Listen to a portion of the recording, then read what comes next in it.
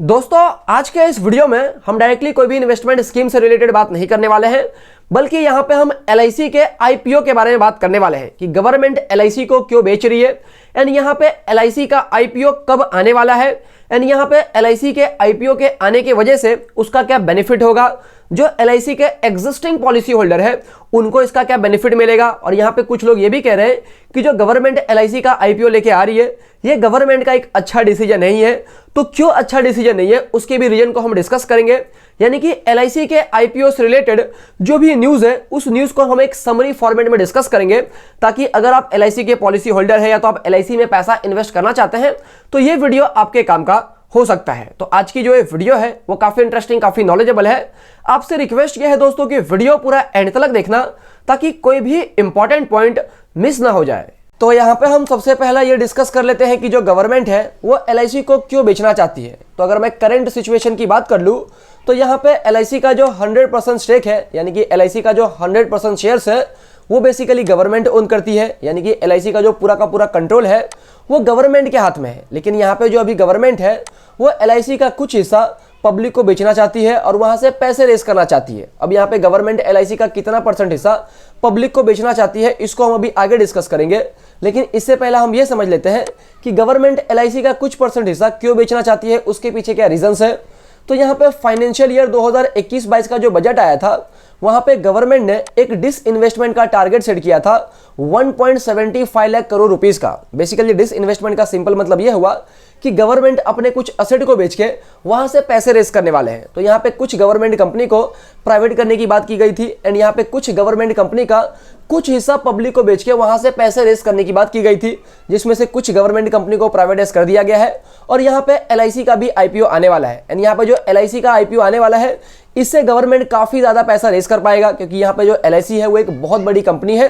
तो यहाँ पे गवर्नमेंट कुछ हिस्सा बेच के काफी ज्यादा पैसा रेस कर पाएगा। इसके अलावा यहाँ पे प्राइवेटाइजेशन से कुछ पैसे आएंगे। तो इस तरीके से गवर्नमेंट का जो डिसइन्वेस्टमेंट का टारगेट है 1.75 लाख करोड़ रुपीस का वो टारगेट पूरा हो पाएगा। अब यहाँ पे क्वेश्चन आता है कि ये जो पैसे आएंगे उस पैसे का बेनिफिट क्या होगा, उस पैसे का यूज किस तरीके से होगा।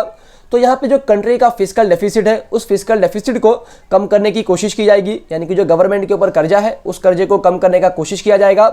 उसके अलावा यहाँ पे कुछ पैसा इकोनॉमी के ग्रोथ में यानी कि कंट्री के डेवलपमेंट में लगेगा।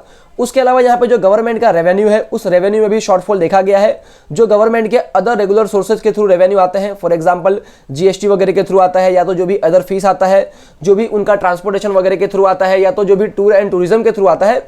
तो यहाँ पे कोविड की वजह से लॉकडाउन लगा हुआ था तो यहाँ पे गवर्नमेंट के रेवेन्यू में कुछ शॉर्टफॉल देखा गया है। तो इस शॉर्टफॉल को बैलेंस करने के लिए भी उस पैसे का यूज किया जाएगा। और यहाँ पे जो गवर्नमेंट है वो हर साल कुछ ना कुछ डिसइन्वेस्टमेंट का टारगेट रखती है एंड इस तरीके से हर साल थोड़ा बहुत डिसइन्वेस्टमेंट गवर्नमेंट करते जाती है। यहाँ पे अब हम ये भी डिस्कस कर लेते हैं कि जो एलआईसी का आईपीओ है ये आईपीओ कब आने वाला है। तो यहाँ पे बोला जा रहा है कि फाइनेंशियल ईयर 2022 के एंडिंग तक, यानी कि मार्च 2022 तक एलआईसी का आईपीओ आ सकता है। बेसिकली एलआईसी एक बहुत बड़ी कंपनी है और उसके अंदर और भी वर्टिकल्स आते हैं। तो यहाँ पे एलआईसी का वैल्यूएशंस निकालना काफी कॉम्प्लिकेटेड प्रोसेस है। इसके अलावा और भी कुछ रूल्स एंड रेगुलेशंस को फॉलो करना है। तो ये सारे प्रोसेस की वजह से एलआईसी के आईपीओ आने में टाइम लग रहा है, लेकिन यहाँ पे बोला जा रहा है कि मार्च 2022 तक एलआईसी का आईपीओ आ सकता है। उसके अलावा यहाँ पे जो गवर्नमेंट है वो ये प्लान कर रही है कि वो अभी एलआईसी का 10% स्टेक बेचना चाहते हैं, यानी कि गवर्नमेंट अभी एलआईसी का 10% हिस्सा बेचना चाहते हैं। ये डिपेंड करता है कि एलआईसी का वैल्यूएशन कितना होगा, गवर्नमेंट को कितने पैसों की जरूरत है, तो उसके हिसाब से जो 10% है वो ऊपर नीचे हो सकता है। एंड यहाँ पे जो गवर्नमेंट है वो एलआईसी के स्टेक को दो हिस्सों में बेचना चाहती है, एक यहाँ पे आईपीओ के थ्रू एंड दूसरा यहाँ पे एफपीओ के थ्रू। यहाँ पे जो गवर्नमेंट है वो बेसिकली 5 से 6% एलआईसी का आईपीओ के थ्रू बेचना चाहती है, यानी कि कोई भी कंपनी जब पहली बार स्टॉक मार्केट में लिस्ट होता है तो उसका वैल्यूएशन निकाला जाता है। तो यहाँ पे आईपीओ के थ्रू वो स्टॉक मार्केट में लिस्ट होता है इनिशियल पब्लिक ऑफरिंग के थ्रू। तो यहाँ पे पहली बार कुछ परसेंट गवर्नमेंट बेचेगी, उसके बाद यहाँ पे कुछ percent follow on public offering के थ्रू बेचेगी, यानी कि पहली बार के बाद जब दूसरी बार बेचेगा तो उसको फॉलो ऑन पब्लिक ऑफरिंग कहा जाता है। तो इस तरीके से गवर्नमेंट एलआईसी का जो स्टेक है वो दो हिस्सों में बेचेगी। इसके पीछे रीजंस ये है कि अभी बहुत सारे कंपनी का आईपीओ आया था, तो यहाँ पे ये अंदाजा लगाया जा रहा है कि लोगों ने बहुत सारे कंपनी के आईपीओ में अपना पैसा लगाया हुआ है एंड यहाँ पे अगर गवर्नमेंट बहुत ज्यादा हिस्सा बेचती है तो लोग हो सकता है यहाँ पे कम इंटरेस्ट दिखाए एंड गवर्नमेंट ज्यादा पैसा रेज ना कर पाए। इसकी वजह से यहाँ पे एलआईसी का जो भी स्टेक है उसको दो हिस्सों में बेचा जा रहा है। तो ये आपको क्लियर हो गया होगा। उसके अलावा यहाँ पे एक अमेंडमेंट आया था कि जो सेंट्रल गवर्नमेंट है वो बेसिकली कम से कम 75% तो LIC का होल्ड करेगी IPO आने के 5 साल बाद तक। यानी कि अभी अगर IPO आता है तो IPO आने के बाद 5 साल तक गवर्नमेंट को कम से कम LIC का 75% तो होल्ड करना ही पड़ेगा। यानी कि गवर्नमेंट को 5 साल के बीच में अगर पैसों की जरूरत पड़ती है तो बेसिकली LIC का कुछ परसेंट बेच सकती है, लेकिन IPO आने के 5 साल तक गवर्नमेंट जो भी स्टेक बेचे लेकिन उनके पास में कम से कम 75% का तो स्टेक होना ही चाहिए।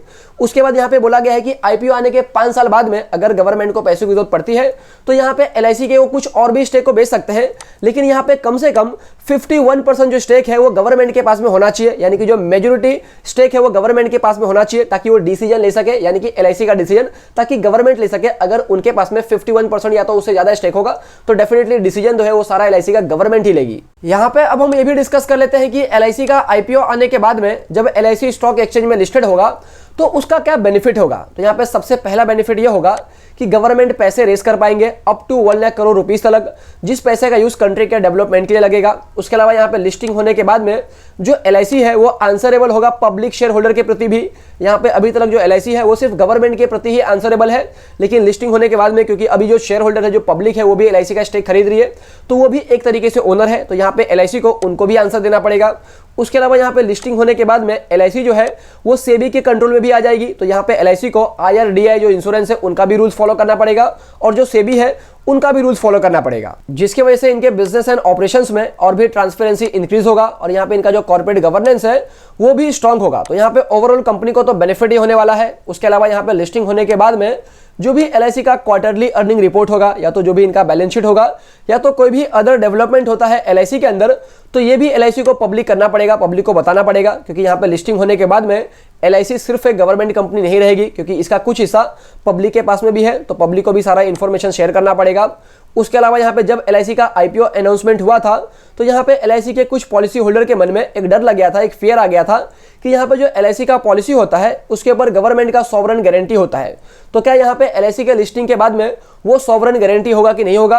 तो यहाँ पे बोला गया है कि गवर्नमेंट का तो गारंटी होगा क्योंकि यहाँ पे LIC का जो मेजोरिटी स्टेक है वो गवर्नमेंट के पास में ही रहने वाला है। तो यहाँ पे जब तक LIC का जो स्टेक है वो 51% या तो उससे ज्यादा गवर्नमेंट के हाथ में होता है तो यहाँ पे डेफिनेटली LIC का जो सारा डिसीजन है वो गवर्नमेंट के हाथ में ही होगा। यहाँ पे अब हम ये भी डिस्कस कर लेते हैं कि जो LIC का IPO आने वाला है तो क्या इस IPO का बेनिफिट LIC के एग्जिस्टिंग पॉलिसी होल्डर को मिलेगा कि नहीं मिलेगा। तो यहाँ पे डेफिनेटली जो LIC के एग्जिस्टिंग पॉलिसी होल्डर है उनको इस LIC के IPO का बेनिफिट मिलेगा। वो बेनिफिट उनको किस तरीके से मिलेगा, तो यहाँ पे सबसे पहला बेनिफिट ये है कि जो भी LIC के IPO का इशू साइज होगा उसका 10% जो भी LIC के एग्जिस्टिंग पॉलिसी होल्डर है उनके लिए रिजर्व किया जाएगा। यानी कि जो LIC के एग्जिस्टिंग पॉलिसी होल्डर है उनके लिए एक स्पेशल कोटा होगा LIC के IPO को अप्लाई करने के लिए। उसके अलावा यहाँ पे LIC का जो भी बेस प्राइस होगा यानी कि जो भी एक शेयर का प्राइस होगा उसके ऊपर भी उनको डिस्काउंट मिलने वाला है। तो फॉर एग्जांपल हम मान के चलते हैं कि अगर LIC के एक शेयर का प्राइस अगर 600 रुपया है और यहाँ पे 10% का डिस्काउंट मिलता है तो वो सेम शेयर पॉलिसी होल्डर को 540 रुपीज़ में मिल जाएगा, तो ये भी एक बेनिफिट है।